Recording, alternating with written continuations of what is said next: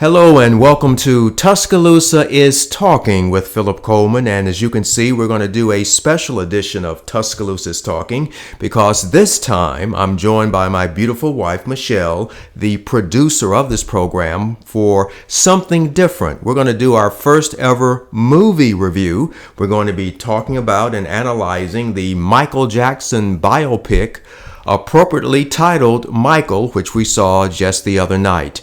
And Michelle, to get our conversation going, let's start with what I feel is the most striking, stunning aspect of this movie, and that is the performances. The acting is remarkable. Jafar Jackson, the real-life nephew of Michael Jackson, son of Jermaine, gives an absolutely amazing performance. There are some scenes in which I felt I was actually watching Michael sitting there talking himself. The demeanor, the nuances that Jafar captures is just something to behold.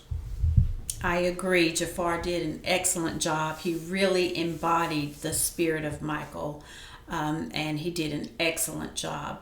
His attention to detail in all of his moves and mannerisms was just spot on. So I was very pleasantly surprised by his excellent performance.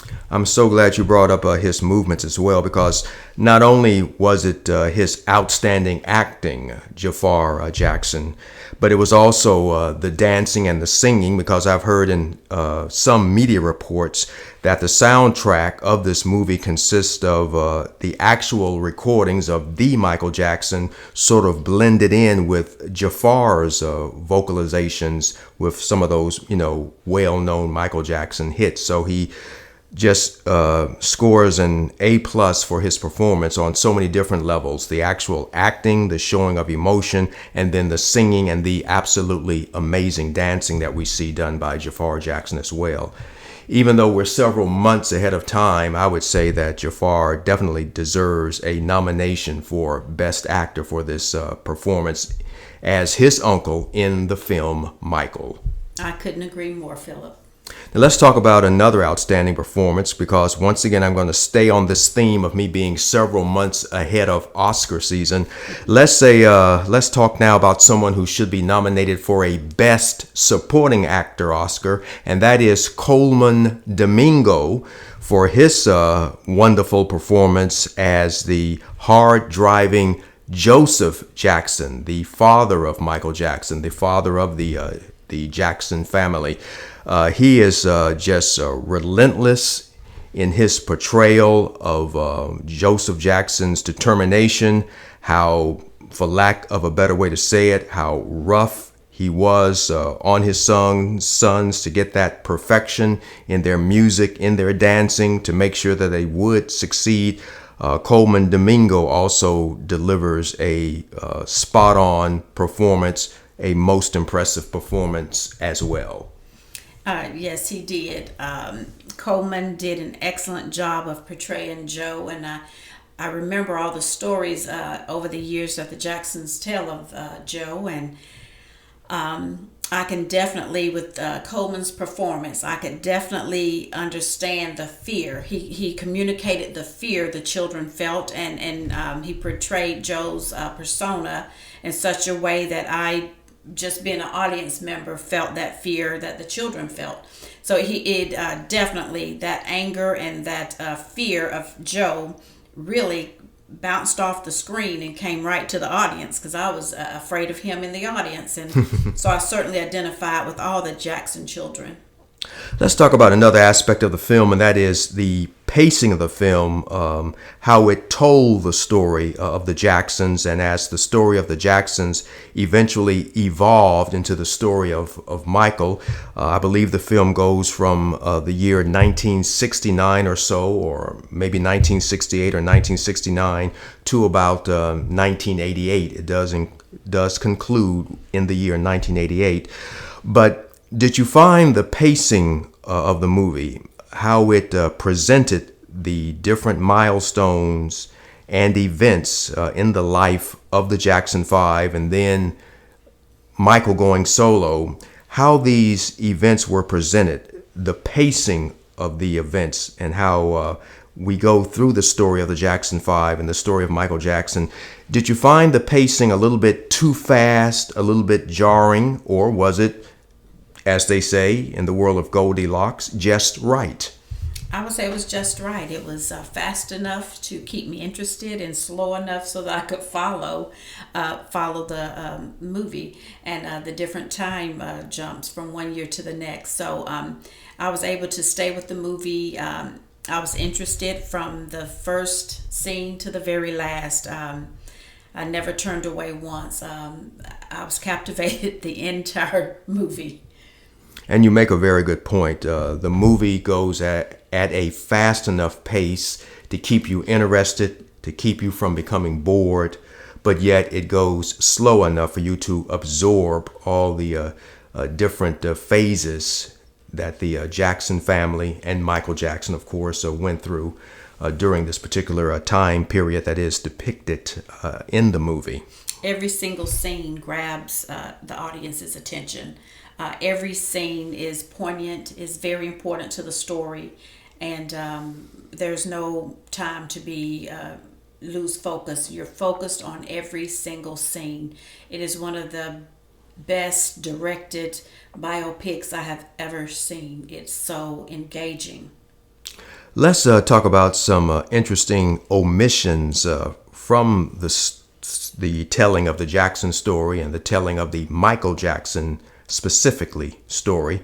There is no mention of Diana Ross, and according to Jackson 5 legend, and I'm using that word, I'm stressing that word legend on purpose. We're not necessarily talking about the factual story of how the Jackson 5 came to Motown, but according to the legend of how the Jackson 5 came to Motown, Diana Ross for decades has always been given credit for bringing the Jackson 5 to Motown. In fact, I can recall from my memory that the very first Jackson 5 album had on the cover, Diana Ross presents the Jackson 5. Yet there is no mention of Diana Ross in this particular movie.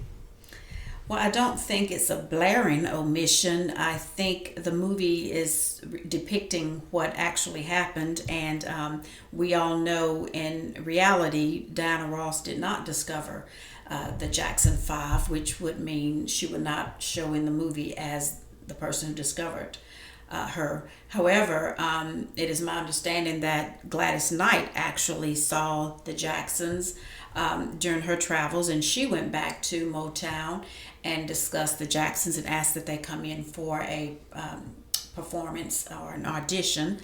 And so that is how they actually got their foot in the door, through Gladys Knight. And she never got the credit for that.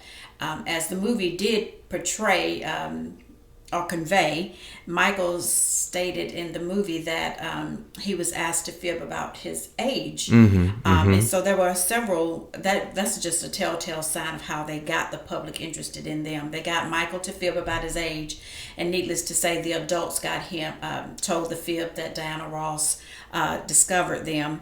And that's only because Diana Ross was a standout at Motown, and they wanted to give the Jacksons the most and the best publicity they could. So it was the Diana Ross storyline. In reality, was just a script that they played, and the fibbing about Michael's age. He was prompted to fib about his age to reporters, and so that, I think, him discussing fibbing about his age in the movie alludes to other fibs that were told to get them to become beloved of the media, and that included Diana Ross. Though she was left out of the movie, I think it was not a big omission because, like I said, in reality, she did not discover the Jackson 5. And so I think it's important to leave her out of the Jackson 5, the Michael movie.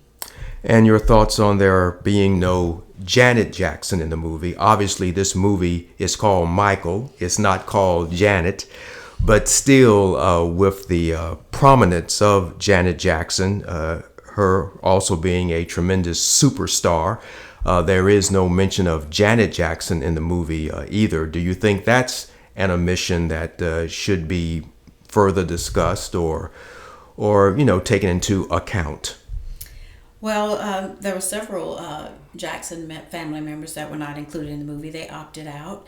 Um, and I think their opt-outs were acceptable. I don't think it was glaring omissions. The movie is about Michael, and Michael was a part of the Jackson Five, and the movie details how the Jackson Five, the brothers, starring Michael, how they became a group, and how pivotal Joe was in bringing that group together, and how it all started in their bedroom, their two-bedroom home, in the boys' bedroom, with this telling of the story of Tito playing with Joe's guitar and breaking a string. And people don't know that's really how it all started. It was Tito becoming an excellent guitar player and sneaking Joe's guitar when he was at work at a steel mill, and that came out that Joe he expressed that he worked in a steel mill and wanted a better life for his children.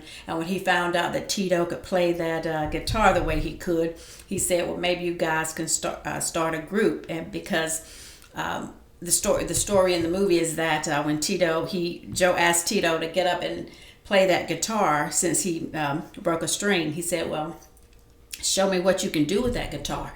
So needless to say, Tito got up and played his heart out to try to avoid a beating. And when he started playing so well, the other brothers, Jermaine immediately jumped in with his excellent voice and started singing, and all the brothers just joined in, and Joe was pleasantly surprised at what he came home to find.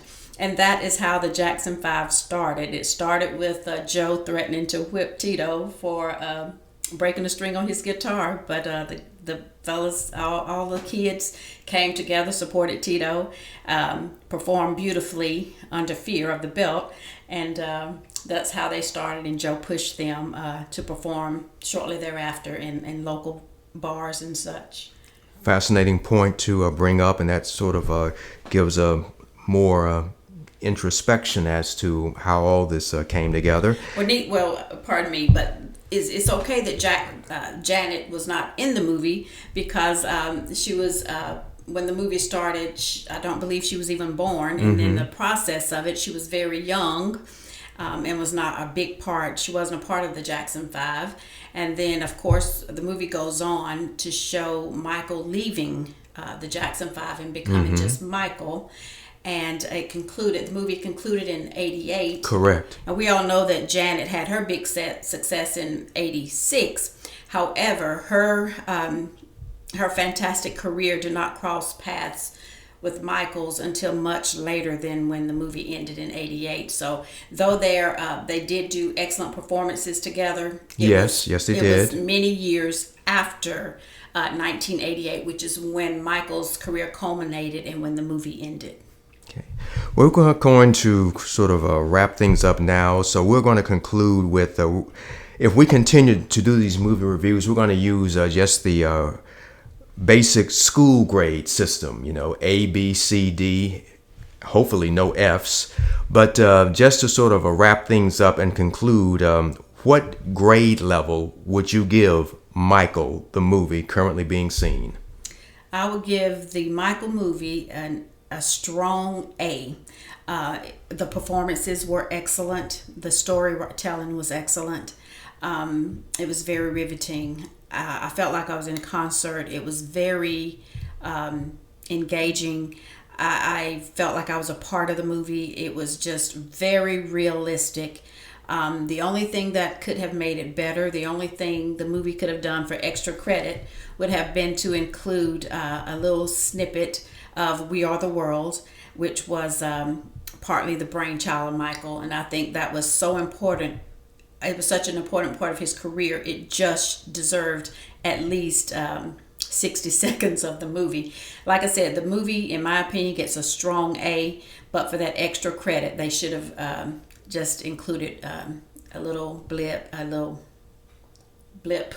about the We Are the World, how that came to be. Yes, We Are the World. If I recall correctly, that particular song was co-written by Michael Jackson and Lionel Richie.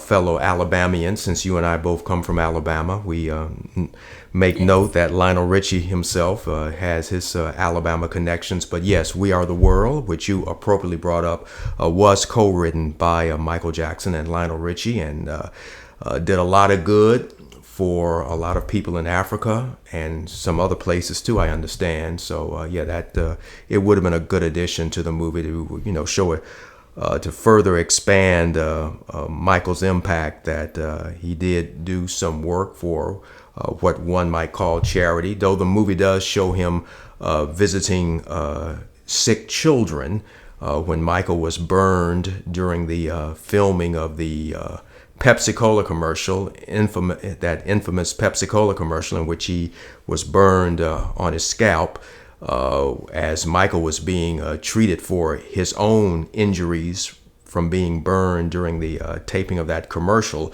We see Michael visiting other burn victims, primarily children, showing his compassion and concern for others. So we do see that caring aspect of Michael Jackson portrayed in that particular segment of his life, visiting healing children that were recovering from burns as he was recovering from burns himself. But you give it an A. I totally agree with that. I'm going to give it an A also. It's well worth your time. We would, my wife and I would both highly recommend it to you. Michael, the movie, it's well worth you moonwalking to the theater or however mode of transportation you choose to take. It's a great way to spend your evening. It's a movie worth seeing twice, I'd say, and I was definitely dancing in my seat. Okay. Well, that's going to do it this time, and hopefully we'll do some more movie reviews. And as we always say, be sure to like, share, and subscribe, and let us know if you would like to hear us discuss some more upcoming prominent features in the future. But in the meantime, thanks for joining us, and we will see you next time.